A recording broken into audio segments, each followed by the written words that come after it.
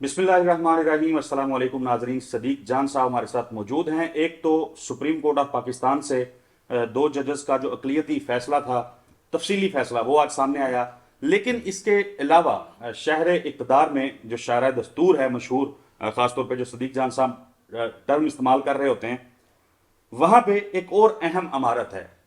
उस इमारत के अंदर भी बहुत ज़्यादा हलचल रही है और अतलात ये हैं कि नवाज शरीफ का एक मोहरा बहुत परेशान है। वो मोहरा कौन है और क्यों परेशान है, सदीक जान साहब? देखें जो सब मसला ये है कि इस वक्त ना सारी कोशिशें एक ही मामले पर हैं, और वो है कि मखसूस नशस्तें पीटीआई को ना दी जाएं और उसके लिए रास्ता निकाला जाए। कभी किसी हकीम से पूछा जाता है, कभी किसी पीर से पूछा जाता है, कभी किसी फ़कीर से पूछा जाता है, कभी किसी अल्लाह वाले से पूछा जाता है, कभी सफ़ेद दाढ़ियों वालों से पूछा जाता है। अर्तुगरुल देखा आपने? जी जी बिल्कुल, सफ़ेद दाढ़ियों वाले। सफ़ेद दाढ़ियों वाले अर्तुगरुल में थे ना, जो असल निज़ाम चला रहे थे। कभी सफ़ेद दाढ़ियों वालों से पूछा जाता है। मतलब कभी आप लोगों से भी, एस्ट्रोलॉजी वालों से भी राब्ते किए जाते होंगे, उनसे भी पूछा जाता होगा कि आप बताएं जनाब कि क्या मतलब हिसाब किताब है। कोई ऐसा, कोई हमें वजीफ़ा बताएं, कोई ऐसी चीज़ बताएं, कौन सा दिन हमारे लिए नेक शगुन होगा, हमारे सितारे कब ऐसी जगह पे आएंगे कि हम वारदात डाल सकते हैं। ये सारी वजूहात ये हैं कि किसी तरह से 2/3 अक्सरियत की नंबर गेम पूरी हो, और उसके लिए फिर और भी देखें ना चीज़ें की जा रही हैं। पीटीआई वालों को उठाया जा रहा है। आपने देखा आज इम्तियाज़ साहब अभी तक लापता हैं, और पीटीआई के लोगों पे दबाव है, उनको उठाया जा रहा है, कोशिशें की जा रही हैं। जब बयान हल्फी पीटीआई ने जमा कराने थे उस वक्त बहुत एमएनएस पे दबाव डाला गया। बल्कि वो मोहम्मद मालिक साहब किसी ने बड़े इंटरेस्टिंग बताया कि उनको कॉल आई कहीं से कि जी आपको मिलना है। उन्होंने कहा जी मैं उन 39 में हूँ जिन 39 को पीटीआई का डिक्लेयर कर दिया गया है। तो उनको ना उनको 39 को ना पीटीआई का डिक्लेयर कर दिया गया है। तो उन्होंने कहा अच्छा फिर ठीक है, मिलने की ज़रूरत नहीं है। फिर आपने देखा पीटीआई के सेक्रेटेरिएट पे छापा पड़ा, वहाँ से डॉक्यूमेंट्स उठाए गए, लेकिन वहाँ से फिर पता चला कि वो तो वहाँ पे बयान हल्फी नहीं थे। तो सारी की सारी कोशिशें जो हैं वो इस बात पर थीं कि किसी तरह से 2/3 अक्सरियत दी जाए नून लीग और पीपल्स पार्टी को, काजी साहब की एक्सटेंशन हो, क्योंकि ये निज़ाम एक शख्स के ऊपर खड़ा हुआ है और वह है काजी फाइज ईसा साहब।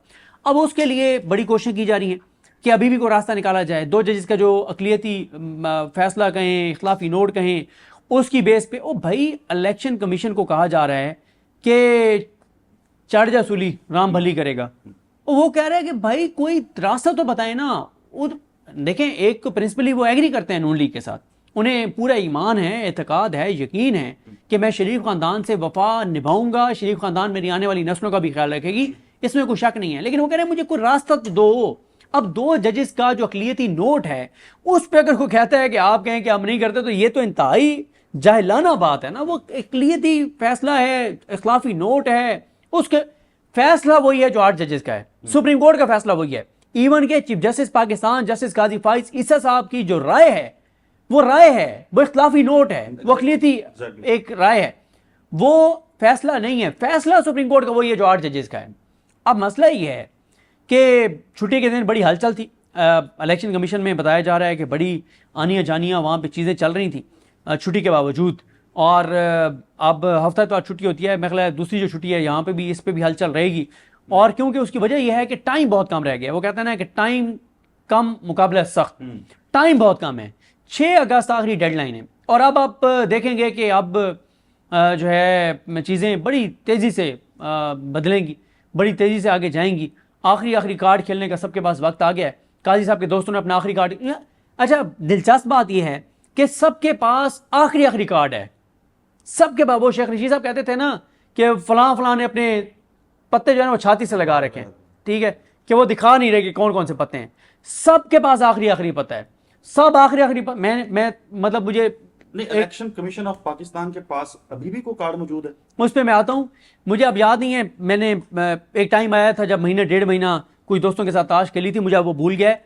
लेकिन वो होता है ना कि जब आखिरी पत्ता सब फेंक रहे होते हैं, तो बस फिर कई लोग आखिरी अपना पत्ता फेंकते हैं और बस फिर वो पीछे हट के बैठ जाते हैं, कहते हैं जी गेम गई हमारे हाथ से। और जिसके पास फिर वो टर्मिनोलॉजी आपको पता होगी, मुझे नहीं पता, या जो ताश खेलते हैं उनको पता होगी, जिसके पास को बहुत ताकतवर पत्ता होता है, बहुत ताकतवर पत्ता, एंड पे फिर वो उठाता है और वो कहता है जीत गया आपका भाई। ताकतवर पत्ता जो है वो किसके पास है? जस्टिस के पास क्या है? Justice Syed Mansoor Ali Shah, justice Mandeep Akhtar, justice Ayesha Malik, justice Athar Minallah, justice Shahid Waheed, justice Mohammad Ali Mazhar, justice Hasan Azhar Rizvi, justice Irfan Saadat Khan, इन 8 के पास, और इनको ज़ाहिर है इस वक्त इनमें सब में से सीनियर मंसूर अली शाह साहब हैं, तो इन सारों ये जो टीम है ना, इनमें से पत्ता मंसूर अली शाह साहब के पास है।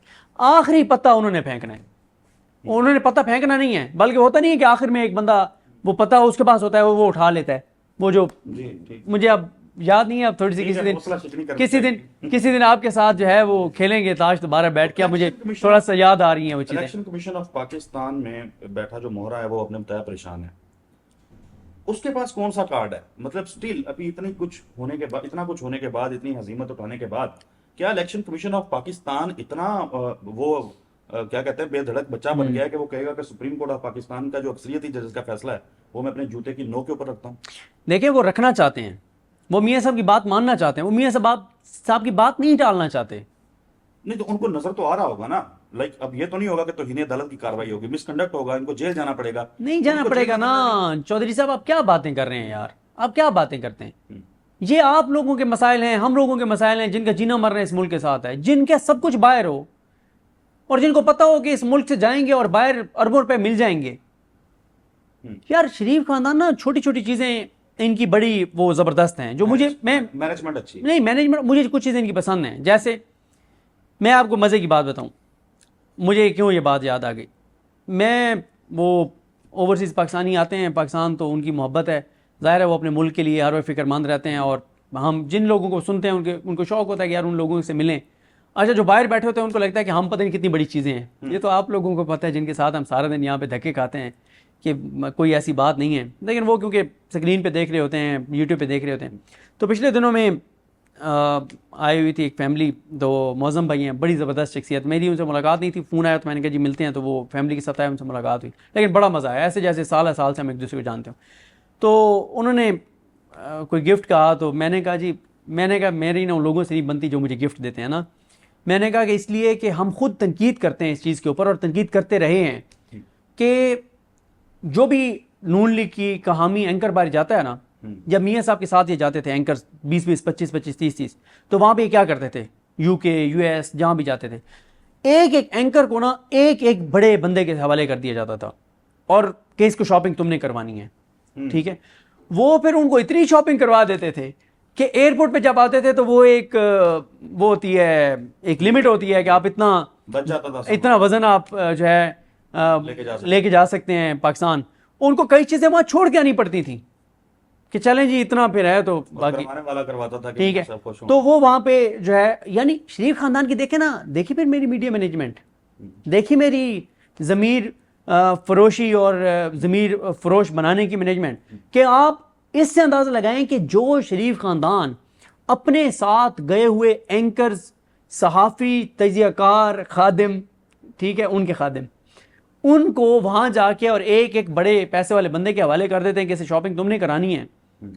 तो अगर कोई बड़े उहदों पे बैठ कर उनको डिलीवर करता होगा तो उसके साथ वो क्या करते होंगे, कितना ख्याल रखते होंगे। एक मरहूम जज साहब, उन्होंने बता नहीं दिया था कि मस्जिद नबी के सामने बैठ के मुझे कहा गया कि सर हुक्म करें, टिकट भी है और पैसे भी, ठीक है। उन्हें यह कहा गया कि आप जो है वो बताएं दुनिया के किस मुल्क में पैसा चाहिए, किस करेंसी में पैसा चाहिए, हाजिर।